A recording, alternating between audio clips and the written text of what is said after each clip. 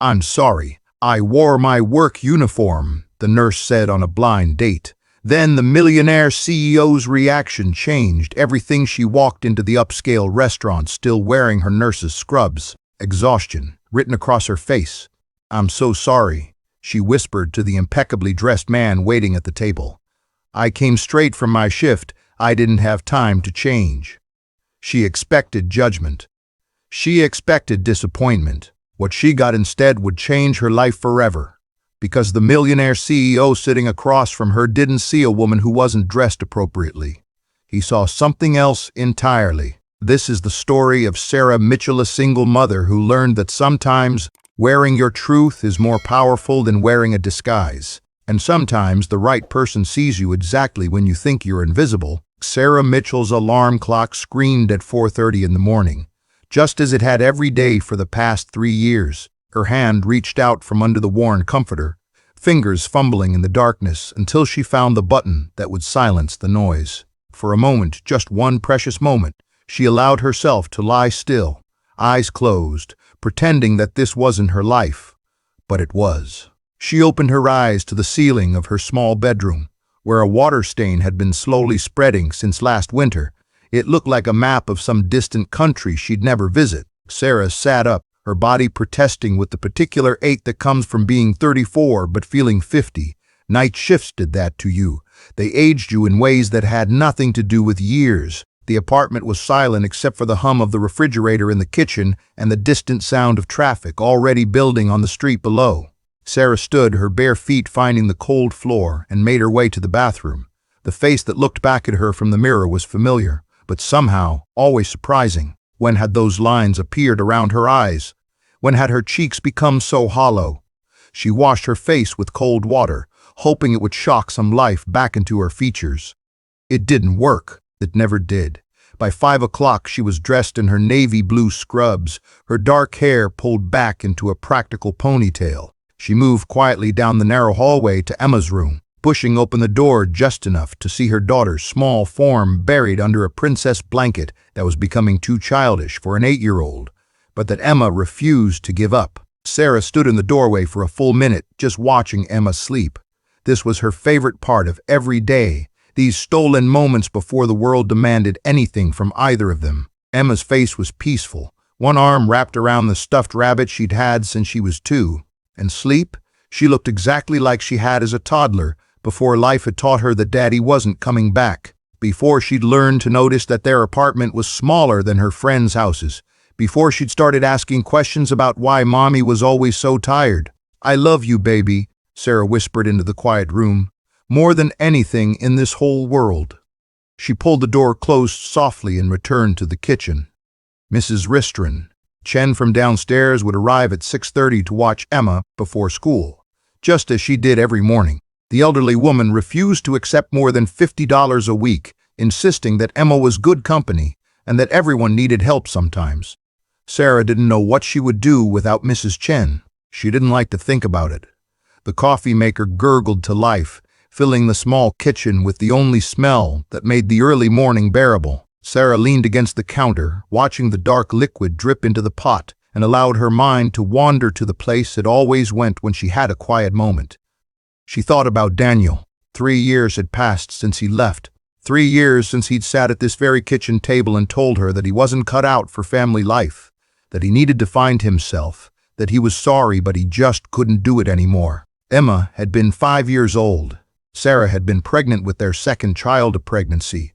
She'd lost 2 weeks later, though by then Daniel was already gone, already halfway across the country pursuing some dream that apparently didn't include his daughter. The divorce papers had arrived on a Tuesday. The child support checks had lasted 6 months before they stopped coming altogether. Sarah's lawyers said they could track him down, force him to pay, but the cost of that legal battle was money she didn't have. So she'd done what she always did. She'd figured it out. She'd taken the night shift at City General Hospital because it paid 17% more than days. She'd moved to this smaller apartment. She'd learned to make meals that cost less than $5. She'd become an expert at thrift stores and community swap meets. She'd survived. The coffee finished brewing and Sarah poured herself a cup, adding the powdered creamer that wasn't as good as real milk, but lasted longer and cost less. She checked her phone. 5:20.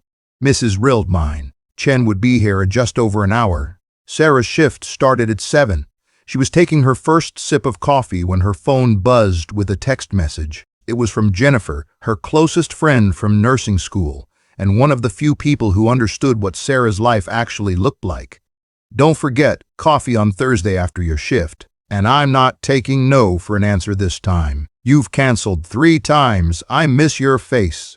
Sarah smiled despite her exhaustion. Jennifer was relentless, which was probably why they'd stayed friends through everything. She typed back quickly, "I'll be there. Promise." Another message came through immediately.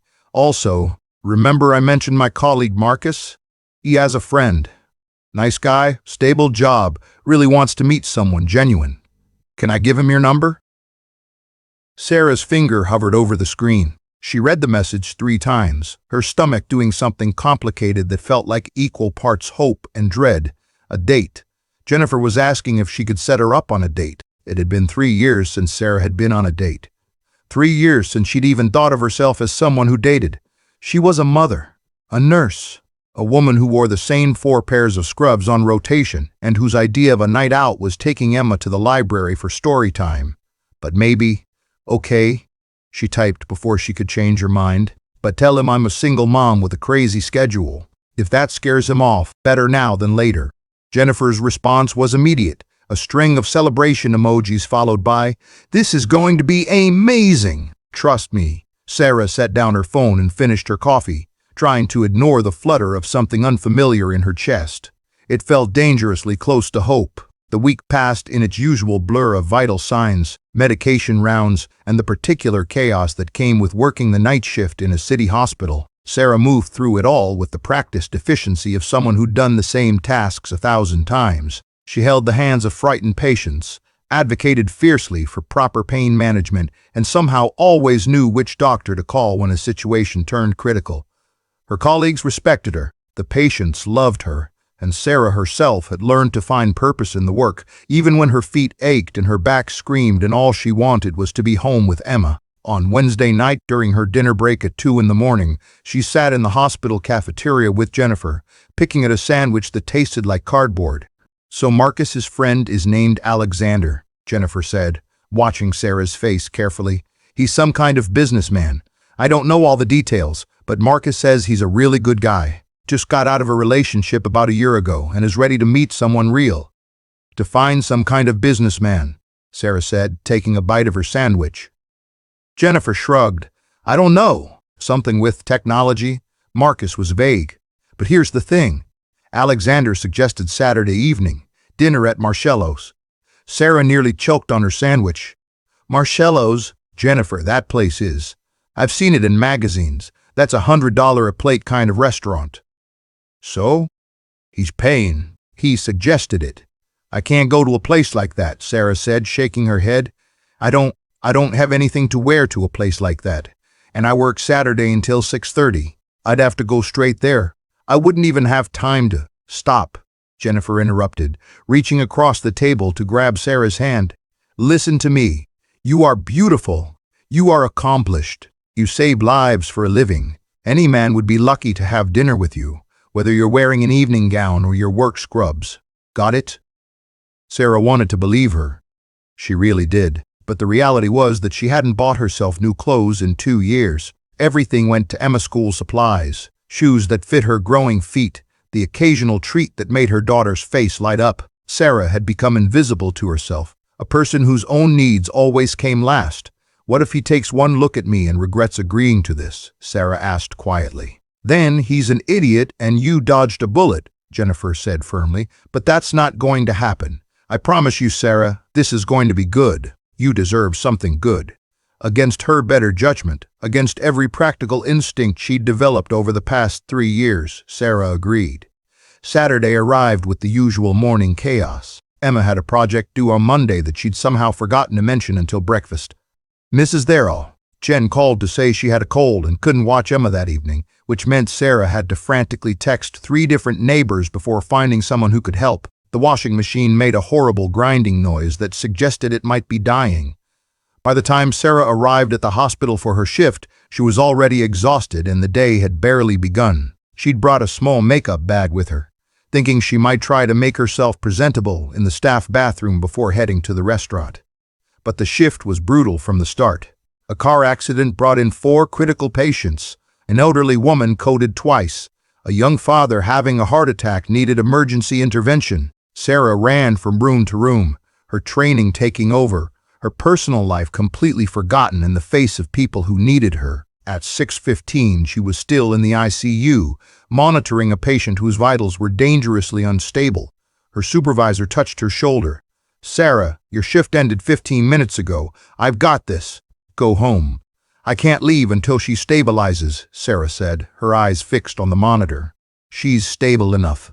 And you have somewhere you need to be, don't you?"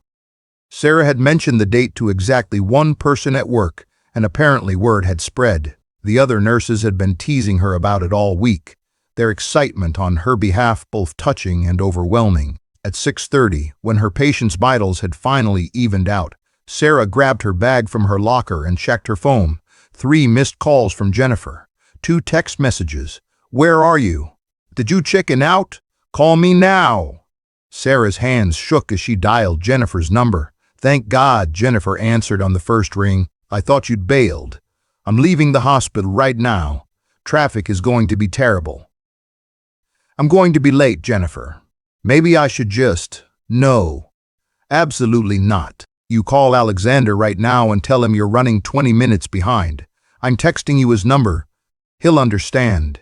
I'm still in my scrubs. I don't have time to go home and change. I'll look ridiculous at a place like Marcello's. Sarah Mitchell, you listen to me. You wear those scrubs with pride. You know why? Because they mean something. They mean you spend your days saving lives. Any man who can't respect that isn't worth your time. Now call Alexander, tell him you're coming, and get yourself to that restaurant. Do you hear me?" Sarah closed her eyes, leaning against her car in the parking garage. "What if this is a mistake? What if it's not?" Jennifer countered. "What if this is exactly what you need? You won't know unless you go." The number came through on Sarah's phone. She stared at it for a long moment, her thumb hovering over the call button. Then, before she could talk herself out of it, she pressed it. It rang 3 times. Then a man's voice answered, warm and slightly amused. "This must be Sarah. I was starting to think I'd been stood up." "I'm so sorry," Sarah said quickly. "I'm a nurse, and my shift ran over. There was an emergency, and I couldn't leave until my patient was stable. I'm on my way now, but I'm going to be about 20 minutes late, and I—" She took a breath. "I'm still in my work uniform. I didn't have time to go home and change. If you want to reschedule, I completely understand." There was a pause. In that pause, Sarah felt every fear she'd been carrying all week crystallize into certainty. This was a mistake. This man was going to politely back out, and she would go home to her small apartment and her sleeping daughter and her regular life, and everything would go back to normal. Then Alexander spoke, and his voice was gentle. "Sarah, I don't want to reschedule. I want to have dinner with a woman who saves lives for a living, and who cares more about her patients than making an impression on some guy she's never met. I'll be at the table in the back corner. Take your time getting here. I'll wait." Sarah sat in her car, phone still pressed to her ear, and felt something crack open in her chest, something that had been locked tight for a very long time. "Okay," she whispered. "I'll be there soon." She ended the call, started her car, and drove towards something she couldn't quite name but desperately wanted to believe in. Marcello's was exactly as intimidating as Sarah had imagined. The entrance was marked by a simple brass plaque and a doorman in a tailored uniform who opened a heavy glass door with a practiced smile. Inside, the lighting was low and warm, all candles and strategic spotlights that made everything glow like a movie scene. Sarah stepped through the door and immediately felt every head in the restaurant turn toward her, or at least that's what it felt like. In reality, most of the well-dressed diners were absorbed in their own conversations, their own expensive meals, their own lives. But Sarah felt exposed nonetheless, standing there in her navy scrubs that had seen better days, her practical sneakers, her hair pulled back in the same ponytail she'd worn for a 12-hour shift. The hostess approached, her expression carefully neutral, but her eyes taking in Sarah's appearance with obvious assessment. "Good evening. Do you have a reservation?" "I'm meeting someone." Sarah said, trying to keep her voice steady. Alexander Chen? The hostess's expression shifted immediately into something warmer. Of course, Mr. Mend. Chen is expecting you. Right this way, please. Sarah followed her through the restaurant, past tables where people ate food that was more art than sustenance, where wine bottles cost more than Sarah's weekly grocery budget, where everyone seemed to belong to a world she'd only ever glimpsed from the outside. And then she saw him. Alexander Chen sat at a corner table, and the first thing Sarah noticed was that he looked up from his phone the moment she approached, standing immediately with a fluid grace that suggested good breeding and better manners. He was handsome, there was no denying that, with dark hair touched with gray at the temples, sharp features that suggested Asian heritage, and a suit that had definitely been tailored specifically for him. But what struck Sarah most was his expression as his eyes met hers. There was no judgment, no disappointment. Instead, something that looked remarkably like admiration. Sarah, he said, extending his hand. I'm Alexander. It's wonderful to finally meet you. She shook his hand, acutely aware of how rough her own palm felt from constant hand-washing and latex gloves. I'm so sorry about, she gestured helplessly at her scrubs. This isn't exactly restaurant appropriate. Please, sit, Alexander said, pulling out her chair. He waited until she was seated before returning to his own seat. And for the record, I think you look exactly right. Sarah laughed, a short, disbelieving sound. I seriously doubt that. Look around. Everyone here is dressed like they're going to the opera. I'm dressed like I'm about to take someone's blood pressure. Alexander leaned back in his chair, and Sarah noticed that despite his expensive suit, there was something approachable about him, something that didn't quite match the setting they were in. Can I tell you something? He asked. I almost canceled tonight. Sarah blinked. What? Not because I didn't want to meet you, he said quickly, but because places like this make me uncomfortable. I suggested it because I thought it's what you're supposed to do on a first date. The fancy restaurant, the wine list with bottles that cost more than most people's car payments. But honestly, I would have been just as happy meeting you at a diner. Sarah studied him, trying to determine if he was being sincere or just incredibly good at making people feel comfortable. Then why suggest here? Because I'm an idiot who's been out of the dating game for a while and thought I had to impress you. Alexander admitted with a self-deprecating smile. But then you called and told me you were coming straight from saving someone's life, and I realized that whatever I did or didn't do tonight, I wasn't going to be the most impressive person at this table. Sarah felt heat rise in her cheeks. I'm not impressive. I'm a nurse who couldn't even manage to go home and change clothes before a date. You're a nurse who prioritized a patient's well-being over making a good first impression on a stranger, Alexander corrected gently. Do you know how rare that is? Most people, myself included, if I'm being honest, would have watched the clock, let someone else take over, made sure they looked perfect before showing up. You didn't do that. You stayed until your patient was stable, and then you showed up anyway, knowing you'd be judged for it. That's not just impressive, Sarah. That's character. Sarah didn't know what to say. She'd spent the entire drive to the restaurant rehearsing apologies, preparing herself for disappointment, bracing for the moment when this man realized she was nothing special. She hadn't prepared for this, for someone who looked at her scrubs and saw dedication instead of poor planning. The waiter approached with menus and a wine list the size of a small book. Alexander ordered a bottle of red that Sarah suspected cost more than her monthly electricity bill, but she didn't protest. For one night, she decided she would let herself be in this world even if she didn't quite fit. Tell me about your daughter, Alexander said once the waiter had left. Emma, right? Marcus mentioned you're a single mother. And just like that, Sarah felt herself relax slightly. Not because the subject was easy. It wasn't. But because it was real.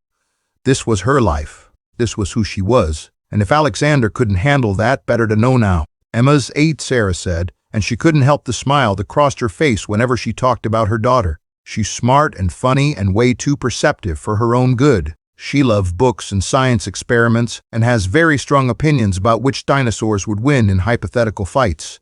Alexander laughed. Sounds like an excellent person. She's the best person I know, Sarah said simply. Her father left when she was 5.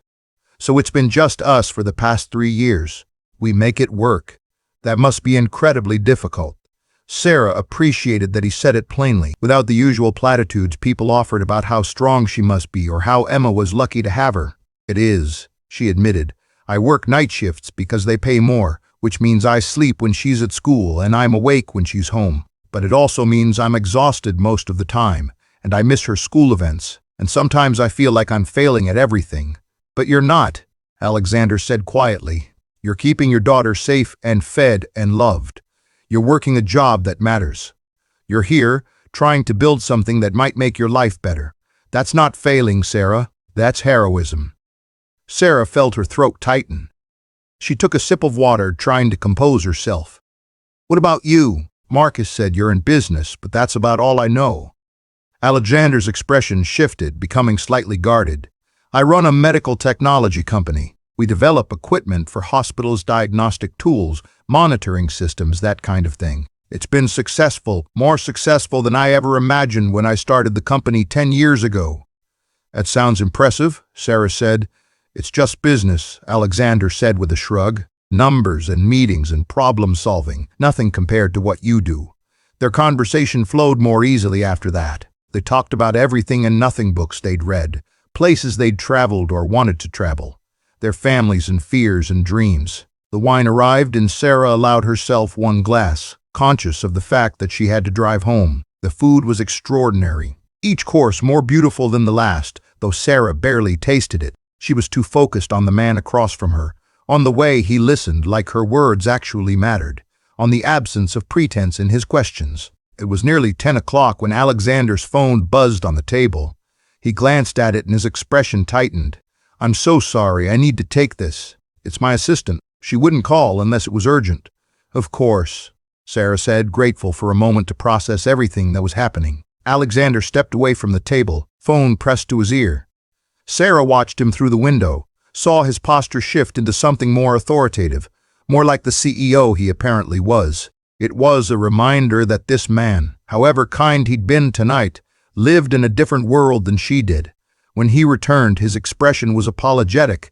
"I'm afraid I need to cut our evening short. There's a situation at one of our facilities. Nothing dangerous, but something I need to handle personally." "I understand," Sarah said, and she did.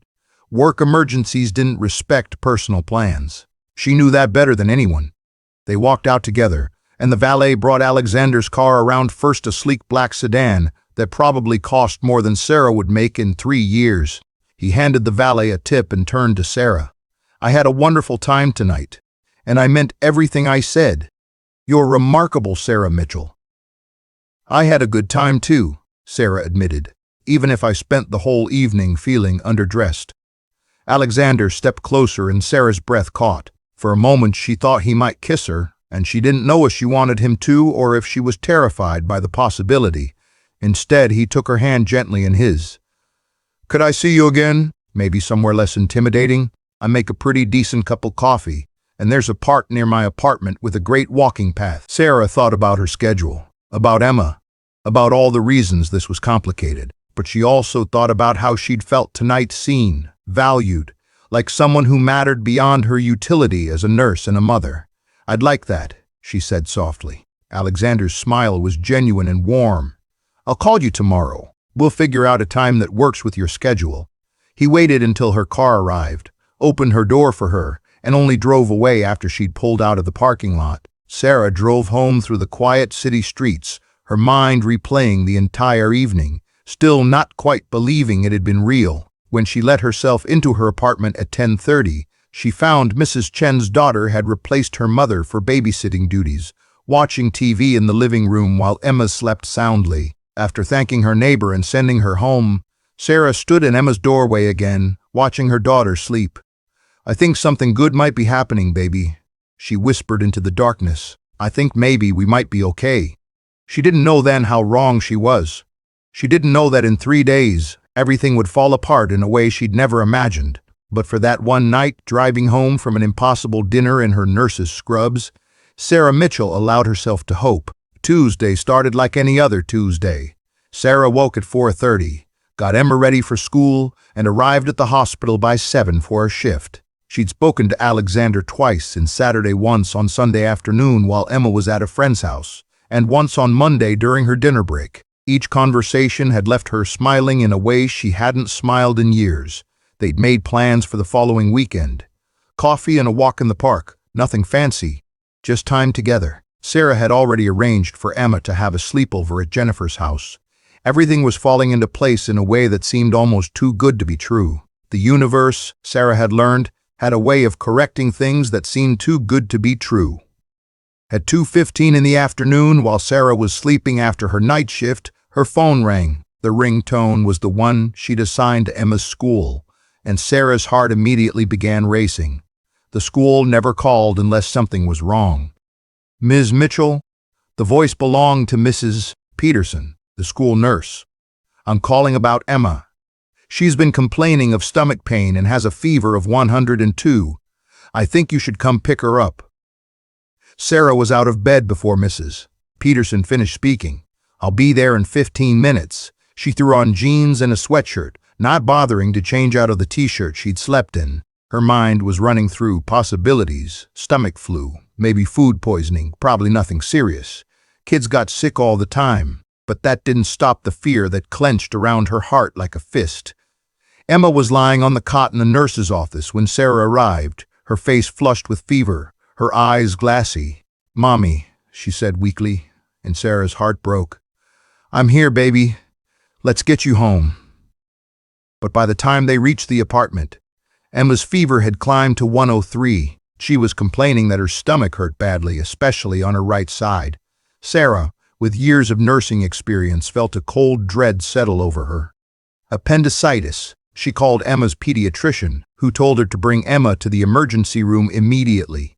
Sarah called Mrs. Chen to explain, threw some essentials in a bag, and drove to County Memorial, not City General, where she worked, but the hospital that accepted their insurance. The ER was chaos, as emergency rooms always were on Tuesday afternoons. Sarah gave Emma's information to the admitting nurse, explaining the symptoms, watching as her daughter's name was added to a list of what appeared to be dozens of other patients waiting for care. "It could be a few hours," the admitting nurse said apologetically. "We're severely understaffed today. She has a fever of 103 and symptoms consistent with appendicitis," Sarah said, trying to keep her voice calm. "This needs to be evaluated soon." "I understand, Miss Mitchell. We'll get to her as quickly as we can." They waited. Emma dozed fitfully in Sarah's arms, her small body burning with fever. Sarah watched the clock, watched other patients come and go, and felt helplessness wash over her in waves. This was what she did for other people. Every single day she provided care, she solved problems, she made things better. But here, in this waiting room with her sick daughter, she was just another mother with no power and no control. 4 hours passed. Emma's fever climbed to 104. Sarah approached the desk 3 times, each time more desperate than the last, each time receiving the same apology and the same assurance that they were doing their best. Finally, at 8:30 in the evening, Emma was taken back to an examination room. The ER doctor was young and clearly exhausted, but he was thorough. He examined Emma, ordered blood work and a CT scan, and then delivered the news Sarah had been dreading. "It's her appendix. It needs to come out, and it needs to come out tonight. We're prepping an all-round now." Sarah nodded, signing consent forms with shaking hands, following as they wheeled Emma toward surgery. "Mom, I'm scared," Emma whispered. "I know, baby, but you're going to be fine. The doctors here are really good, and I'm going to be right here the whole time. I promise." They took Emma through the surgical doors, and Sarah was left alone in the waiting area with a handful of other anxious families. She sat down in an uncomfortable plastic chair and finally allowed herself to cry. Her phone rang. Alexander. She'd completely forgotten to call him, forgotten everything except Emma. "Sarah, I've been trying to reach you. Is everything okay?" "It's Emma," Sarah said, her voice breaking. "She has appendicitis. They're operating right now. I'm at County Memorial, and I can't lose her, Alexander. She's everything. She's my entire world." "I'm on my way," Alexander said immediately. "Which hospital?" "You don't have to. I'm already in my car. I'll be there in 20 minutes. He made it in 15. Sarah looked up to see him striding through the ER waiting area, still wearing a business suit but with his tie loosened and his hair slightly disheveled. He spotted her immediately and crossed the room in long strides. "Any news?" he asked, sitting beside her. Sarah shook her head. "She's still in surgery. They said it could take an hour, maybe longer if there are complications." Alexander didn't say anything else. He just took her hand and sat with her, and somehow that simple gesture meant more than any words could have. The hour stretched into 90 minutes. Then 2 hours. Sarah's mind went to every terrible possibility, every worst-case scenario, her nursing knowledge supplied in vivid detail. Finally, at 11 o'clock, a surgeon in scrubs pushed through the doors. "Emma Mitchell's family?" Sarah jumped to her feet. "I'm her mother." The surgeon's expression was serious. "Emma's appendix had ruptured. We had to do a more extensive procedure than initially anticipated. She's going to be in the hospital for several days on IV antibiotics, but she's stable now and she's going to be fine." Sarah felt her knees buckle. Alexander caught her, his arm around her waist, holding her up. "Can I see her?" Sarah asked. "She's in recovery. We'll bring you back once she's awake." 2 hours later, Sarah sat beside Emma's hospital bed in the pediatric ICU, holding her daughter's hand and watching her sleep. The fever had broken. The color was returning to Emma's cheeks.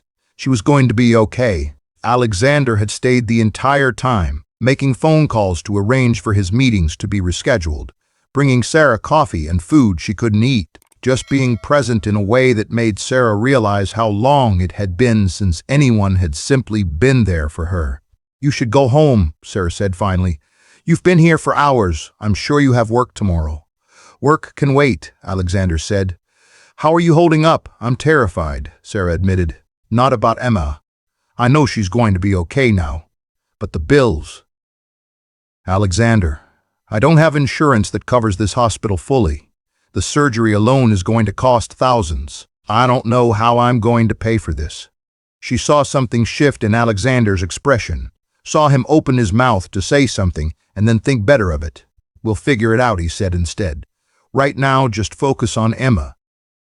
But Sarah couldn't stop thinking about it, even as she sat with her sleeping daughter, even as relief flooded through her that Emma would be okay. Her mind was calculating costs she couldn't afford, making plans to take extra shifts, wondering if she could defer the payment or set up a payment plan that wouldn't destroy them financially. It was 3 in the morning when Alexander finally convinced her to try to sleep, promising he would wake her if anything changed. Sarah curled up in the chair beside Emma's bed and closed her eyes, exhausted beyond measure. She didn't know that Alexander had stepped into the hallway and made a phone call. She didn't know what he'd arranged.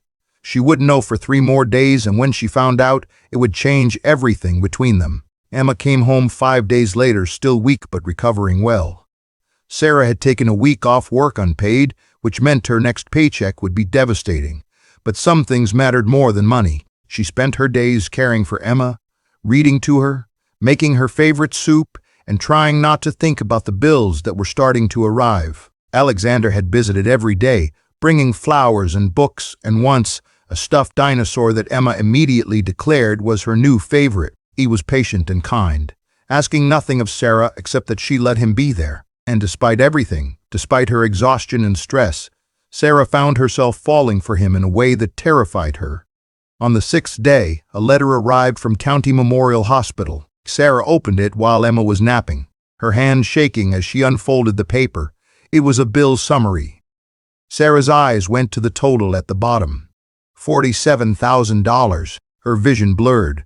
$47,000 for the surgery, the ICU stay, the medications, the post-operative care. Her insurance had covered some, but the remaining balance was more money than Sarah had in the world.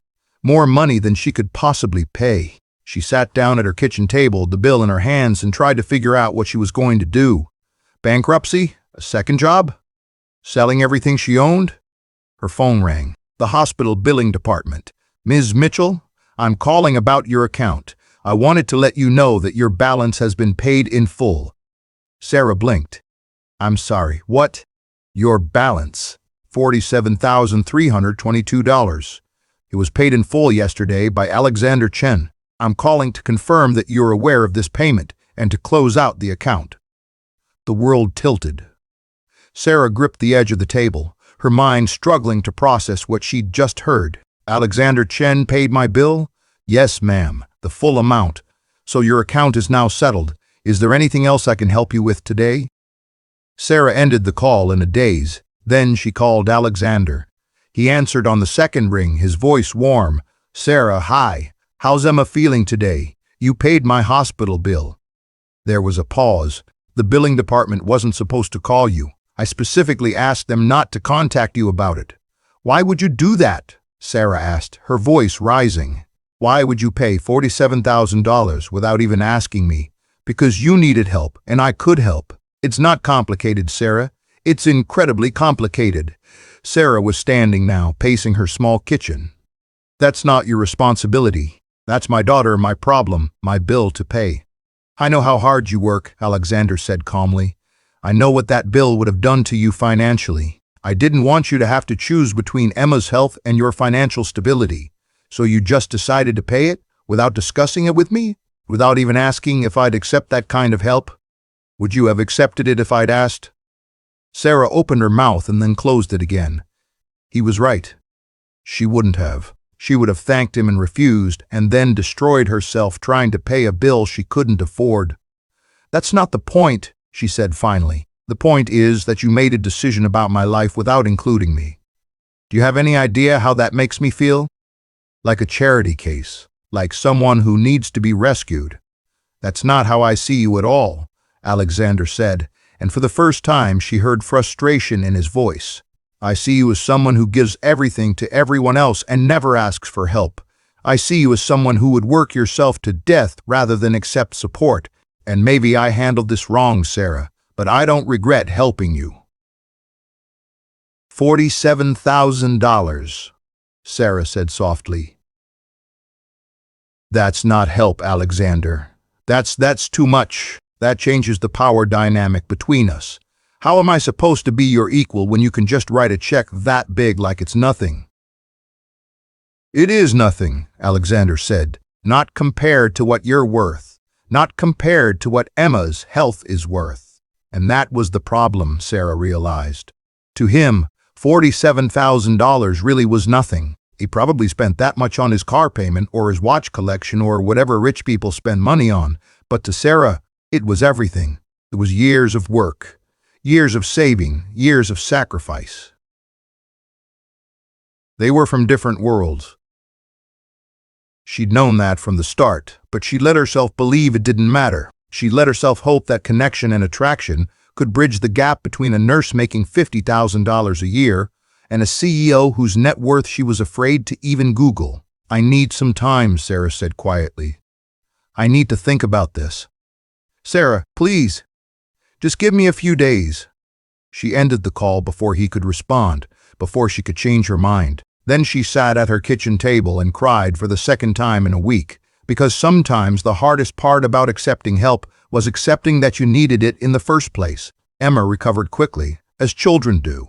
Within 2 weeks, she was back at school, back to debating dinosaur matchups, back to being a normal 8-year-old. Sarah returned to work, diving into her shifts with even more intensity than usual, using exhaustion to avoid thinking about Alexander and the conversation they still needed to have. He'd called twice. She hadn't answered. He'd texted once, just 3 words, "I'm here whenever." Jennifer cornered her in the break room on her second shift back. "Okay, what happened?" "Alexander is calling Marcus asking what he did wrong, and you look like you haven't slept in a week."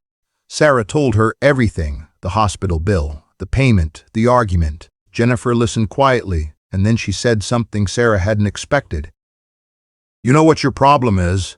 You're so used to doing everything alone that you've forgotten how to let people love you." "That's not it is," Jennifer interrupted. "Sarah, that man paid a $47,000 bill because he cares about you. Not because he thinks you're weak or incapable, but because he could help and he wanted to. And instead of seeing that as love, you're seeing it as an insult to your independence. It's not that simple, isn't it?" Jennifer leaned forward.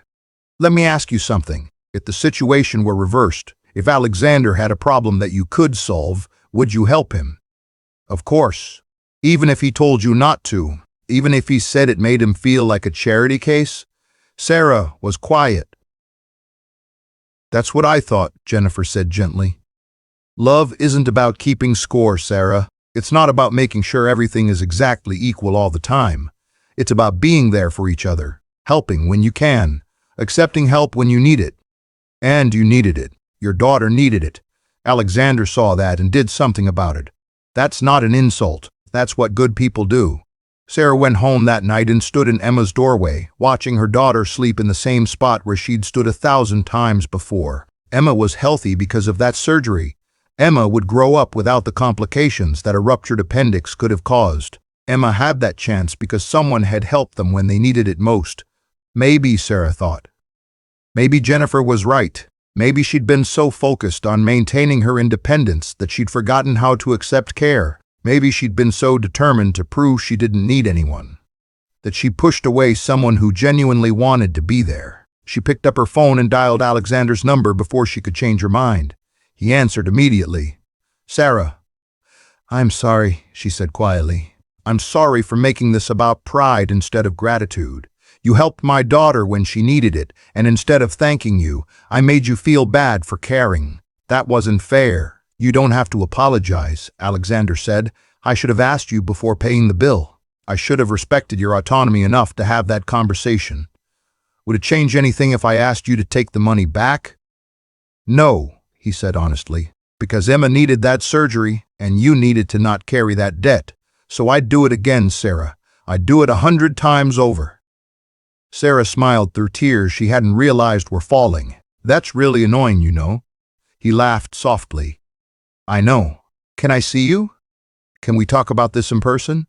Actually, Sarah said, I was hoping you might want to come over for dinner. Nothing fancy, just spaghetti and meatballs. Emma makes a pretty good sous chef these days. I would love that more than anything. He came the next evening, bringing wine and a book about dinosaurs that made Emma squeal with delight. They ate spaghetti at Sarah's small kitchen table, and Emma chattered on about everything and nothing, and Alexander listened to her like she was the most fascinating person in the world. After dinner, while Emma was in her room reading her new book, Sarah and Alexander sat on the small couch in her living room. I need you to understand something, Sarah said. I'm always going to struggle with accepting help. I've had to be self-sufficient for so long that it's become part of who I am. But I'm trying. I'm trying to learn that accepting help doesn't make me weak. And I need you to understand something, Alexander replied. I'm not trying to rescue you. I don't think you need rescuing, but I want to be part of your life, Sarah. I want to be there for the good parts and the hard parts and everything in between. And sometimes that means helping in ways that might make you uncomfortable. Can you live with that? Sarah thought about it. Really thought about it. Could she live with someone who wanted to help, who had the means to help, who would probably always see solutions where she saw impossibilities? I can try, she said finally, if you can be patient with me while I figure out how. I can do patient, Alexander said, reaching for her hand. I'm pretty good at patient. They sat together in the quiet apartment, and for the first time in a very long time, Sarah let herself believe that maybe, just maybe, she didn't have to carry everything alone anymore. 6 months later, Sarah stood in the kitchen of her apartment preparing breakfast on a Saturday morning, while Emma set the table. Through the window, she could see Alexander's car pulling into the parking lot. He'd become a regular presence in their live game nights on Fridays, Saturday morning breakfast, Sunday afternoon walks in the park. Emma ran to the door when she heard his knock, throwing it open with the kind of enthusiasm that made Sarah's heart swell. Alexander, guess what I learned in science class yesterday?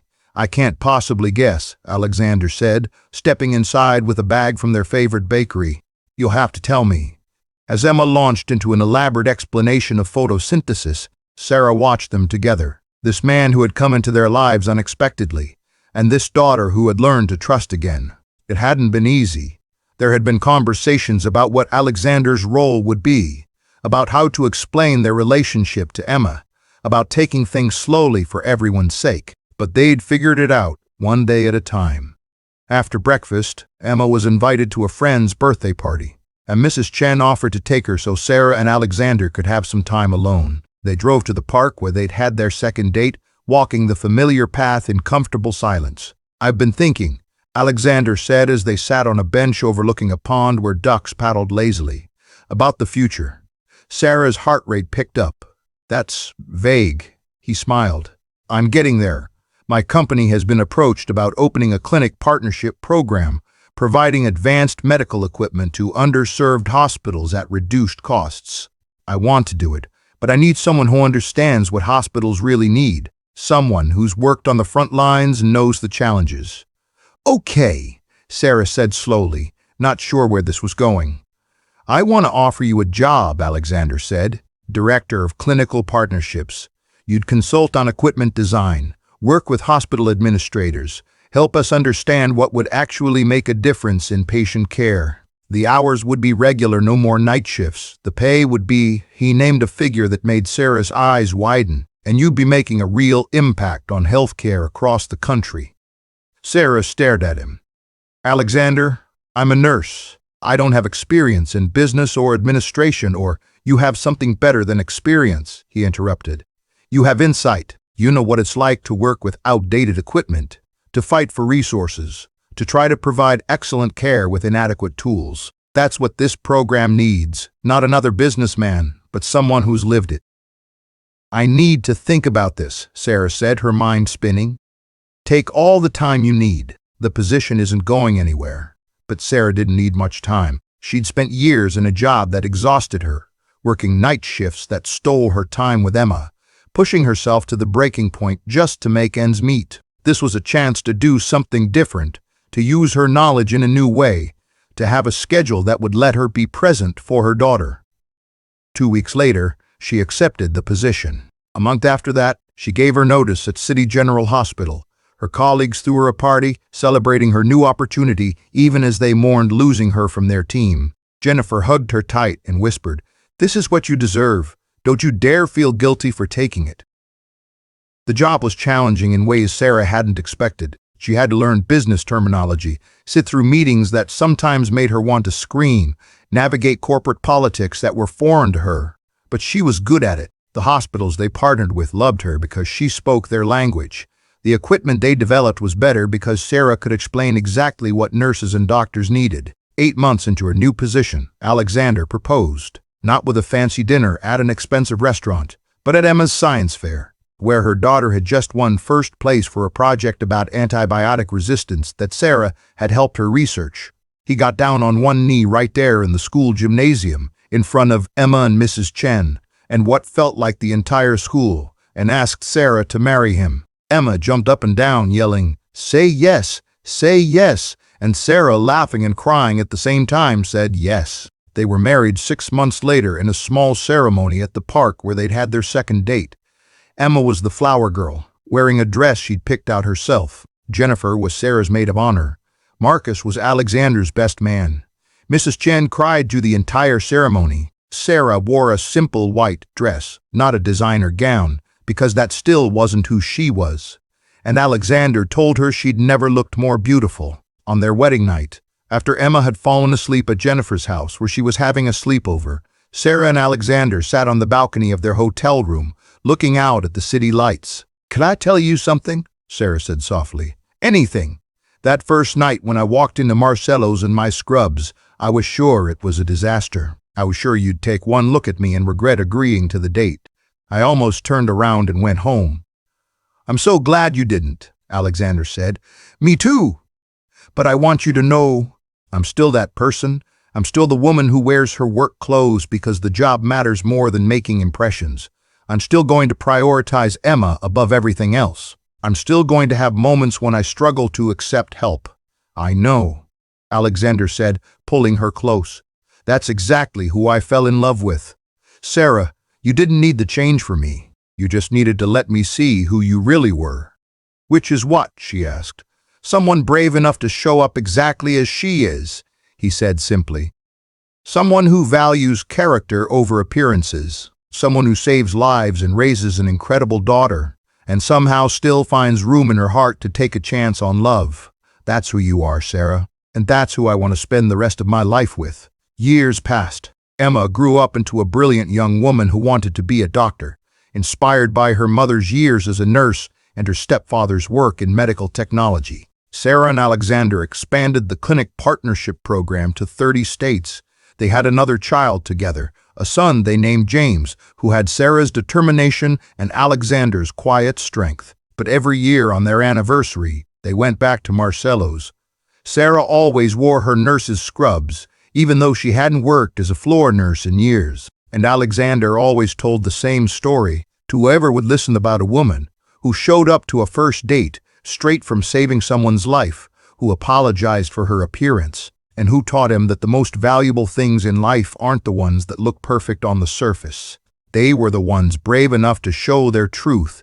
Life has a way of teaching us that our greatest moments of shame can become our most powerful moments of truth. Sarah Mitchell walked into a restaurant believing her work uniform made her less than, believing she needed to apologize for being exactly who she was. She learned that the right person doesn't fall in love with a perfect image. They fall in love with authentic character. This story teaches us that vulnerability is not weakness, accepting help is not failure, showing up as your true self, even when it's uncomfortable, even when it feels inadequate, is the bravest thing you can do. Sarah's scrubs represented years of sacrifice, dedication, and love. They told a story of a woman who put others before herself, who worked through exhaustion to provide for her child, who saved lives even when her own life was falling apart. The right people will always see that. The right people will value your truth more than your polish. We live in a world that tells us to hide our struggles, to present a perfect version of ourselves, to apologize when we don't meet some arbitrary standard of what we should be. But the lesson of Sarah's story is this: your worth is not determined by your appearance, your bank account, or your ability to impress others. Your worth is in your character, your compassion, and your courage to keep showing up, even when it's hard. To everyone watching this story, you are enough, exactly as you are. The uniform you wear, whether it's scrubs or work clothes or whatever represents your daily reality, is not something to apologize for. It's something to wear with pride, because it represents your contribution to the world. If the story touched your heart, if it reminded you that authentic connection is always more valuable than perfect presentation, please like this video and share it with someone who needs to hear this message. Subscribe to this channel for more stories about real people finding hope, love, and purpose in unexpected places. Remember, the people worth having in your life will love you not despite your truth, but because of it. Never apologize for being exactly who you are. Your story matters, your struggles have meaning, and somewhere out there, someone is waiting to meet the real you, the one who shows up in work clothes, the one who's tired but trying, the one who's real. Thank you for being here, thank you for listening, and most importantly, thank you for being brave enough to be yourself.